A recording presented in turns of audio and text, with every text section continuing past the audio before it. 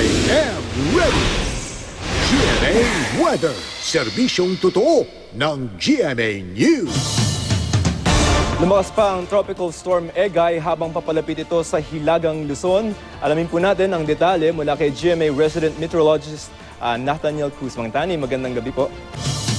Good evening, Joseph. Nadagdagan pa nga ang mga lugar na isinailalim sa Storm Signal number 1 ng Pag-asa.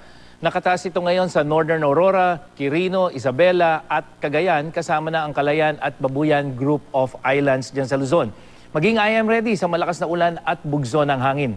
Namata ng ahensya ang sentro ng bagyo 430 kilometers dyan sa may silangan ng Aurora o Baler Aurora at may lakas itong hangin ngayon na nasa 75 kilometers per hour malapit sa gitna at bugsong umaabot na sa 90 kilometers per hour. Inaasahang kikilos ito pakanluran, hilagang kanluran sa bilis na 10 kilometers per hour.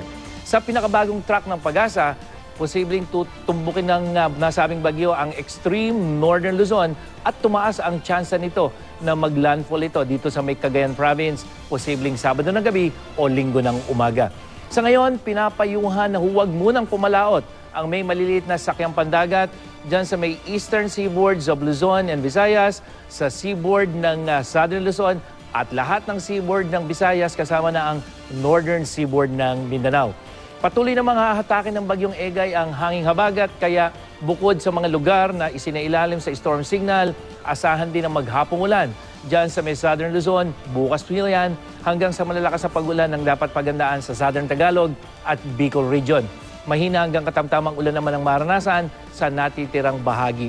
Sa linggo, uulanin naman ang buong Luzon mula umaga yan hanggang sa gabi. Sa Metro Manila, maghapong mataas ang tsansa ng ulan ngayong weekend.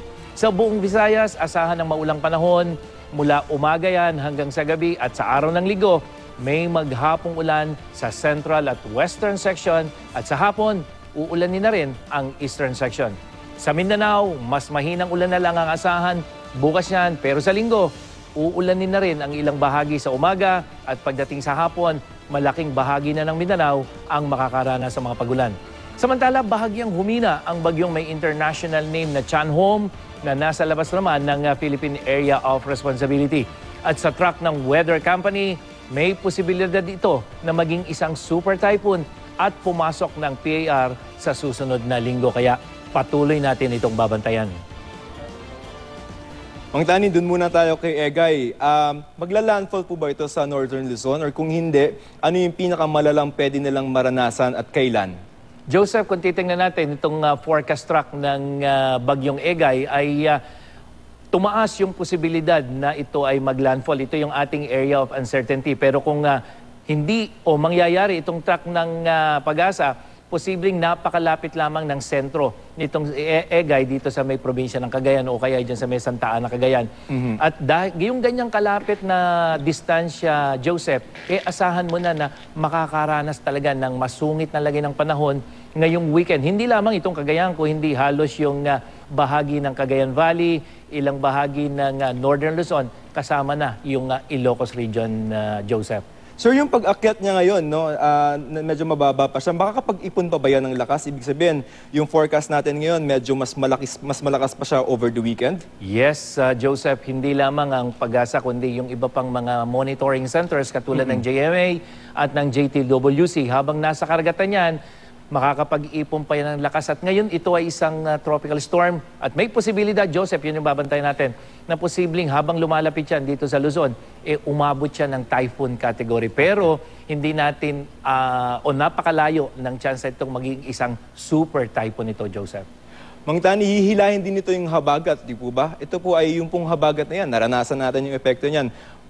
Pwede ba nating asahan na magkaroon ulit ng paghila ng habagat and yung ganun naranasan before baka posibleng mangyari because of Egay? May posibilidad, Joseph. Yun nga lamang, hindi kasi ito isang napakalakas sa bagyo, pero definitely hahatakin ng habagat. Ang isang binabantayan natin, Joseph, ay itong si Chanhom, yung international name niya. Kasi pwede itong maging isang napakalakas sa bagyo. Kaya pagkatapos na humatak ng habagat itong si Egay at papasok sa PAR itong si Chanhom, ito naman yung hahatak, mas malakas ito. So yan yung titingnan natin na inumpisahan nitong si Egay at susundan ng pagdating nitong si Chanhom. Kaya mas malakas na dating ng habagat ang asahan natin. Hindi lang dito sa Luzon, kung hindi maging sa Visayas. Kaya maaaring tuloy-tuloy ang paglakas ng habagat dito sa Visayas at dyan sa Luzon na Joseph. Nako, kailangan na palang maghanda talaga. Maraming salamat po, Mang Tani Nathaniel Cruz, ang ating GMA resident meteorologist. At yan ang latest mula sa GMA Weather. Ako po si Nathaniel Cruz. Magplano para sigurado. I am ready. Serbisyong totoo ng GMA News.